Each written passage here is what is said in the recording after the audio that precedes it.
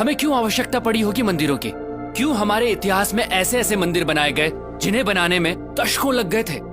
दोस्तों, divine power को और इंटेंसिफाई रूप में पाने के लिए मंदिर बनाए गए। इसे यूं समझिए, जिस तरह साउंड वेव्स को कैच करने के लिए सेलफोन चाहिए, ठीक उसी तरह डिवाइन पावर को उसकी नेचुरल इंटेंसिटी में कैच करने के लिए चाहिए एक पावरफुल टूल, जो है मंदिर। एक तरह से यूं समझिए, कॉस्मिक कनेक्शन के लिए बनाए गए पावरफुल टूल है मंदिर। ये एक पॉसिबिलिटी है उस डायमेंशन को छूने की जिससे हम इंसान बने, ये संसार बना, ये ब्रह्मांड बना।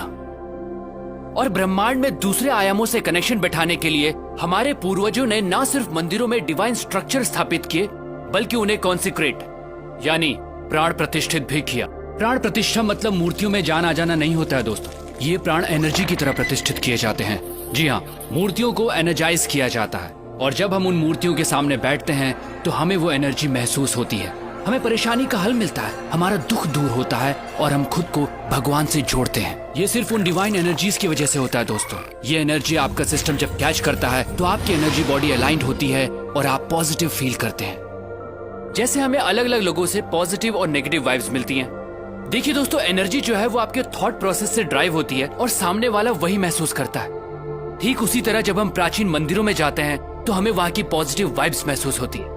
अगर आप अपनी एनर्जी के प्रति सेंसिटिव होंगे तो आप ये जरूर महसूस कर पाएंगे। कई मंदिरों की एनर्जी ऐसी होती है कि आप अपने आंसू नहीं रोक पाते, आप इमोशनल हो जाते हैं। हो सकता है आप गिल्ट महसूस करें उस काम के लिए जो आपको गलत लगता है। ऐसी जगह आपको मेल्ट करती हैं, आपको लाइट करती हैं, आपको हल्कापन महसूस कराती हैं। दोस्तों, प्राचीन मंदिर ऐसे एनर्जी सेंटर्स थे जो इंसान की डीप ट्रांसफॉर्मेशन के लिए बनाए गए थे। तभी तो मंदिरों में जाने से पहले नहाया जाता था, ताकि आपकी बॉडी उस एनर्जी के लिए और रिसेप्टिव बने। मंदिर कॉस्मोस के साथ अपना कनेक्शन बैठाने की जगह के तौर पर बने थे, जहां आंख बंद करके ब्रह्मांड के आयामों से जुड़ा जाता था। तभी तो आज भी जब हम मंदिर जाते हैं तो कुछ देर आंख बंद करके जरूर बैठते हैं। आप इस दुनिया में कब आए, कब जाएंगे, क्या खाते हैं, क्या कमाते हैं, इससे कोई फर्क नहीं पड़ता। आपको जीवन में कभी ना कभी सोर्स ऑफ क्रिएशन से जुड़ने की जरूरत जरूर महसूस होगी। आप उस एनर्जी को महसूस करना चाहेंगे जिससे आप बने। मंदिर उस मार्ग का द्वार है। हम ये नहीं कहते कि सिर्फ मंदिर जाकर ही ये संभव है दोस्तों। अगर आपके घर में मंदिर जैसा एनवायरनमेंट है, कॉन्सिक्रेटेड मूर्ति है, तो आप कॉस्मोस के साथ अपने कनेक्शन को और स्ट्रॉन्ग कर सकते हैं। हमें जितना हो सके इस एनर्जी के पास रहना चाहिए, प्राण प्रतिष्ठित स्थानों पर जाना चाहिए। खासकर 14 साल से कम उम्र वाले बच्चे अगर कॉन्सिक्रेटेड स्पेसेस पर रेगुलरली जाते हैं तो उनकी एडोलेसेंस प्रॉब्लम्स बहुत हद तक अपने आप रिजॉल्व हो जाती हैं। दोस्तों, मंदिर या कहिए कॉन्सिक्रेटेड स्पेसेस उस डायमेंशन से जुड़ने का द्वार है जहां से हमारी उत्पत्ति हुई है।